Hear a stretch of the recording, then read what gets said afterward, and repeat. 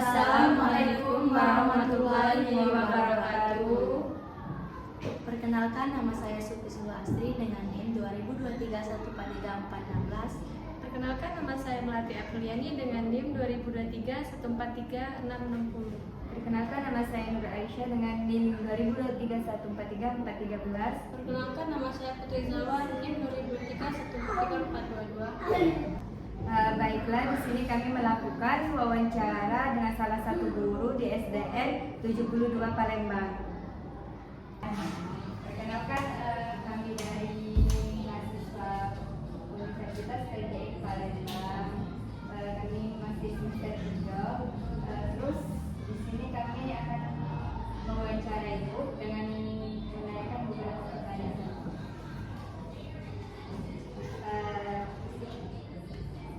Baiklah, pertanyaan pertama itu mengenai penerapan kurikulum K13 dengan kurikulum Merdeka.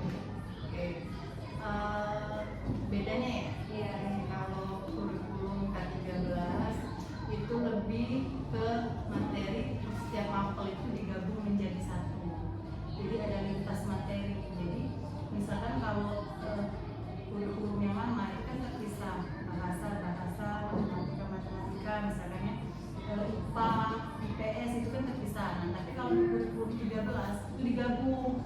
Itulah tadi dia menggunakan tema satu yang di dalamnya itu ada kaitan semua, baik dari mata pelajaran IPA, bahasa, IPS, IKN itu dalam satu buku dan satu kesatuan. Jadi tidak ada yang namanya mata pelajaran, setiap mata pelajaran tapi dijadikan satu, tingkat 13. Kalau kurikulum Merdeka itu lebih ke karakteristik gaya belajar anak. Nah, kalau di kurikulum K13 itu masih seperti biasa, anak masih dibebani dengan ujian. Nah, kalau di kurikulum Merdeka itu anak sudah dibebas tugaskan seperti itu. Lebih ke memerdekakan peserta didik. Tapi kalau di kurikulum Merdeka itu lebih menekankan gaya belajar anak. Jadi misalkan anak itu harus belajar dengan sesuai kemampuan dia. Misal guru ada tidak harus ditekankan, misalkan guru. Kalau di K13 kan guru lebih berperan ya untuk mengelola kelasnya. Nah, kalau di kurikulum Merdeka ini anak ini dibebaskan seperti ini, bukan berarti dia bebas nggak belajar, bukan. Tapi guru memodifikasi pembelajarannya sesuai dengan gaya belajar anak. Kurikulum Merdeka ini seakan-akan anak ini tidak ada beban, seperti halnya tidak ada dibebankan ke anak untuk ikut ujian nasional, itu tidak ada, dihapuskan, artinya sudah pasti lulus. Nah, ada lagi anak yang tidak diwajibkan lancar membaca, misalkan di kelas 1, artinya dia bisa naik kelas walaupun belum lancar membaca. Itu di kurikulum Merdeka. Apakah itu ada tantangan atau tantangan dalam menerapkan berbagai macam kurikulum tadi atau kurikulum yang sekarang dipakai? kurikulum yang sekarang? Kurikulum yang sekarang. Kurikulum yang sekarang itu kan sekarang pakai kurikulum Merdeka. Nah, tantangannya adalah bagaimana cara saya sebagai seorang guru mensiasati, mengakomodasikan anak-anak saya ini mendapatkan hak yang sama, meskipun gaya belajarnya berbeda-beda. Dan lagi anak zaman sekarang ini anak Gen Z dibilangnya. Nah, jadi tidak dapat saya lakukan proses pembelajaran dengan seperti yang lama-lama, karena anak-anak sekarang di Gen Z. Jadi sekarang ini lebih tantangannya itu lebih memahami karakter mereka. Jadi kan kalau misalkan anak nih ya, anak ini hobi dengan gadget, hobi sekali dengan gadget. Jadi untuk penerapannya saya menggunakan misalkan saat latihan saya memakai Quizzes. Nah, jadi anak-anak lebih menarik, mau ini Quizzes ibu nih hari ini. Nah, lebih antusias dalam proses pembelajaran gitu ya. Dan lagi kami merasa tertantang.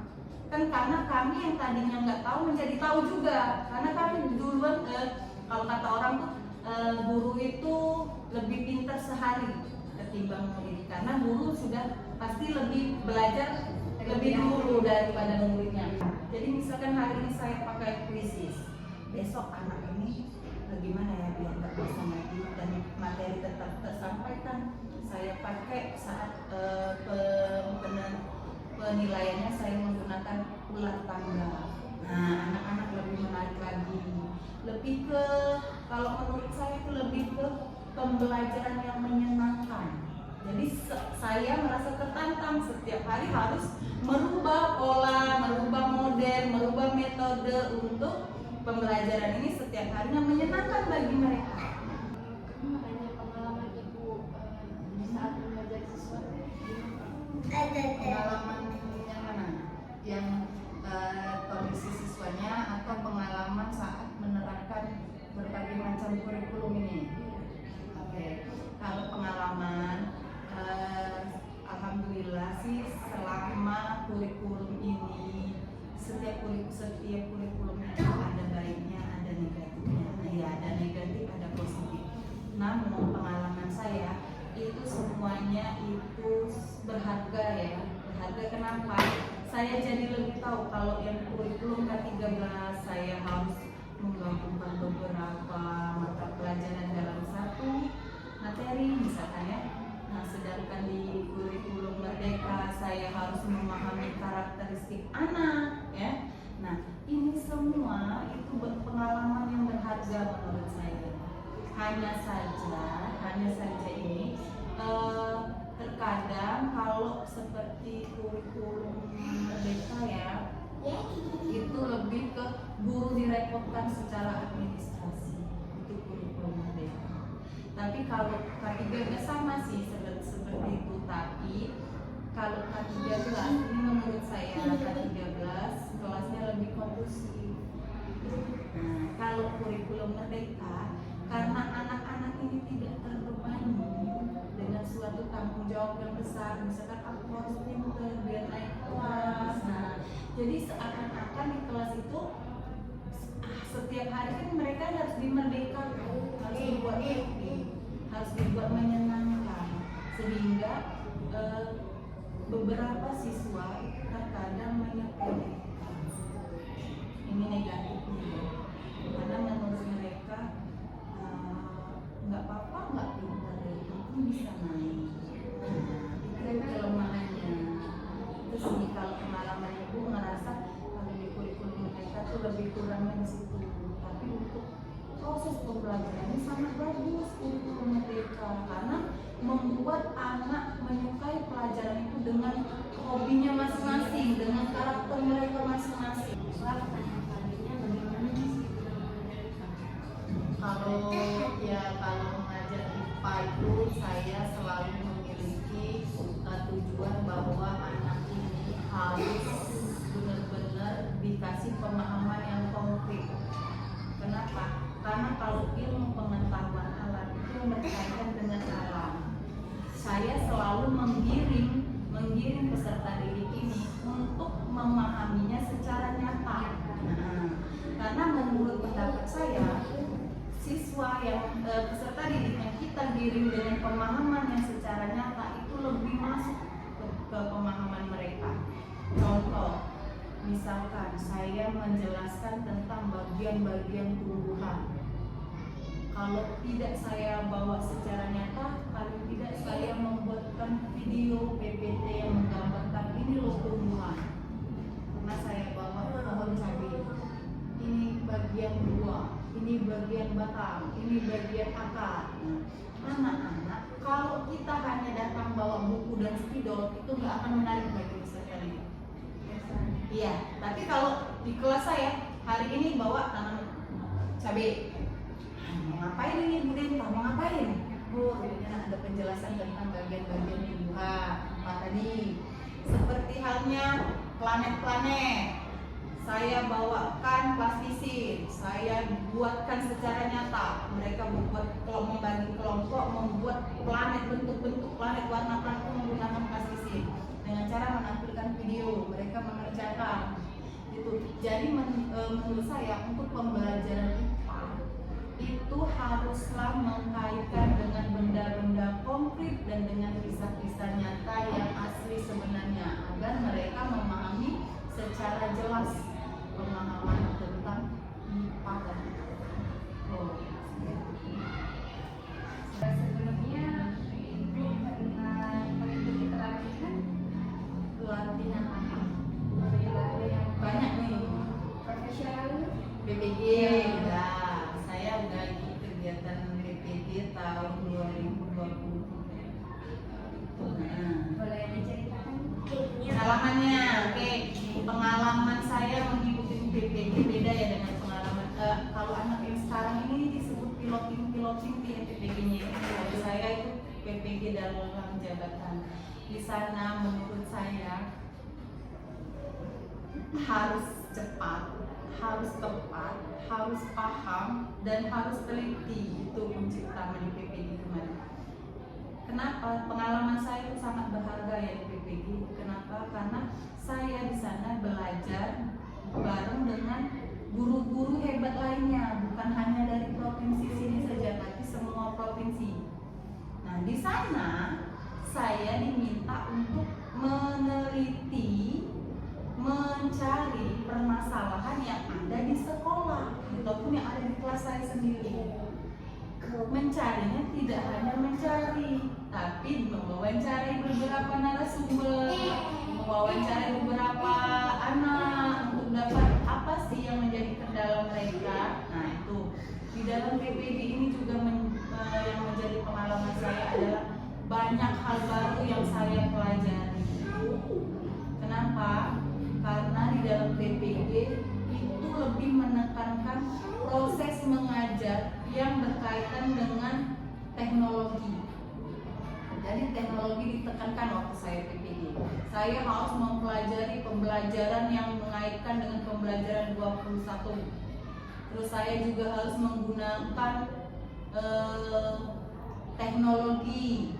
Misalkan seperti saya harus membuat video, menjelaskan kepada anak pengalamannya dengan secara pribadi saat mengikuti PPG itu ya. Dan satunya lagi kejar-kejaran dengan waktu. Itu. Setelah PPG itu saya membuka mata saya ya untuk setiap hari itu memperbarui hal-hal yang dia disukain anak tadi. Pembelajaran apa lagi yang harus saya keluarkan hari ini? Besok apa lagi?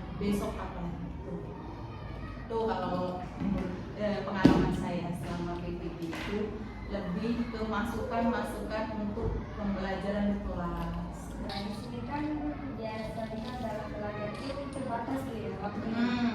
Itu sering terjadi nggak? Kekurangan waktu. Waktu dalam belajar. Oke, kalau waktu itu kami sebagai seorang guru itu sudah memiliki waktu. Memang beberapa kali sering di luar ini ya. Kalau kami sebagai seorang guru kan harus membuat modul terlebih dahulu. Modul itu 2 JP misalkan 70 menit. Hal-hal apa saja di sana sudah dirancang dan sudah kami perkirakan waktunya. Hanya saja pada saat pelaksanaan terkadang siswa yang lebih lambat mengerjakan tugasnya, jadi kekurangan waktu. Nah, untuk mengatasi kekurangan waktu ini, saya biasanya membuat tugas itu secara mandiri untuk ditugaskan di rumah. Kalau mengajar di kelas saya memakai strategi model apa dalam pembelajaran. Saya kalau IPA saya lebih project based learning. Kenapa project based learning? Menurut saya kan IPA itu kegiatan yang nyata yang harus dilakukan. Dengan adanya project, siswa ini membuat secara nyata, memahami secara nyata apa materi itu. Saya selalu menggunakan sering menggunakan PJDL dan PDL. Kalau PJDL saya sering kalau kayak tadi itu IPA, saya menggunakan PJDL project yang harus diselesaikan oleh IPA dengan cara pemahaman dan hasilnya ada project itu. So kalau untuk pembelajaran IPA, selain dengan PJDL itu membuat anak selalu menyenangkan. Terima kasih, itu saja. Sudah lagi, sudah. Baiklah, itulah hasil dari wawancara kami dari salah satu guru SDN 72 Palembang.